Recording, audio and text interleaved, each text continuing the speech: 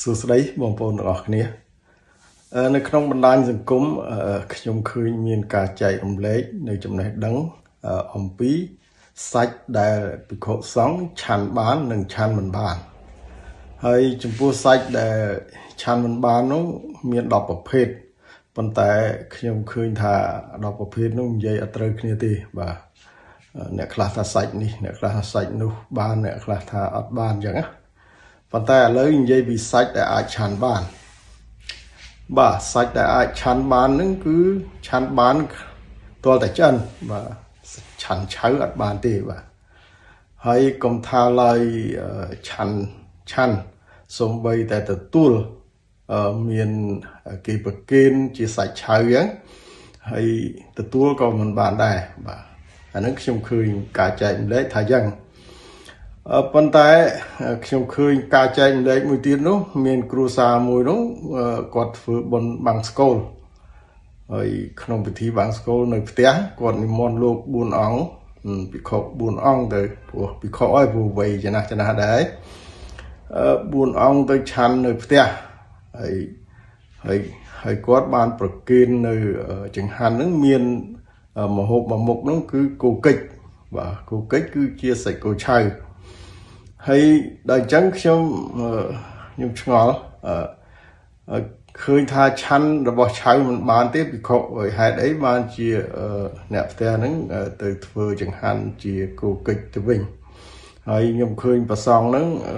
ចាប់ចង្កឹះចាប់សាច់ឆៅដាក់ក្នុងផ្ទះខ្លួនឯងអីចឹងទៅបាទហើយចំណែកលោកអាចារ្យក៏អត់ដឹងថាខុសថាត្រូវអីដែរលោកអាចារ្យធ្វើអាចារ្យហើយអត់ដឹងបាទហើយគាត់ដូចជាមានមោទនភាពទៀតនៅពេលដែលបានប្រគេនគោកិច្ចទៅប្រសងអញ្ចឹងដូចជាមានមោទនភាពជំនួសចាស់ផ្ទះហ្នឹងថាគិតថាអស្ចារ្យអញ្ចឹងទៅណាបាទគិតថាឆ្ងាញ់ណាបាទហើយភិក្ខុសង្ឃខ្លួនឯងក៏អត់ដឹងថាខុសព្រោះថាมันអាចទទួលរបស់ឆៅបានទេហើយប្រសង់បែរទៅជាទទួលបានឆាន់ហើយចាត់ចែងចាប់សាច់នឹងដាក់ក្នុងផ្ទះខ្លួនឯងទៅទៀតហើយថាអ្នកផ្ទះចុះមិនដឹងតែអាចារ្យគួរតែដឹងបាទធ្វើអាចារ្យគឺត្រូវតែដឹងគួរតែប្រាប់អីចឹងទៅណាអញ្ចឹងខ្ញុំឆ្ងល់ដែរដល់ពេលអញ្ចឹងឆ្ងល់ដល់ថាมันអាចឆាន់របស់ឆៅបានហើយបែរទៅជាពិធីបាំងស្កូលគ្រូសាមួយហ្នឹងទៅជាប្រគេនគោកិច្ចហើយលោកក៏ចាត់ចែងចាប់សាច់ឆៅនឹងដាក់ក្នុងផ្ទះខ្លួនឯងទៅហើយបន្លែបកាអីនោះទៀតបើសិនជាមានតកូននេះទៀតអានឹងក៏ខុសទៅទៀតតកូនក៏មិនអាចដែរបាទអញ្ចឹងខ្ញុំគ្រាន់តែឆ្ងល់ថាហេតុអ្វីបានជាដឹងមិនសពគ្នាបាទ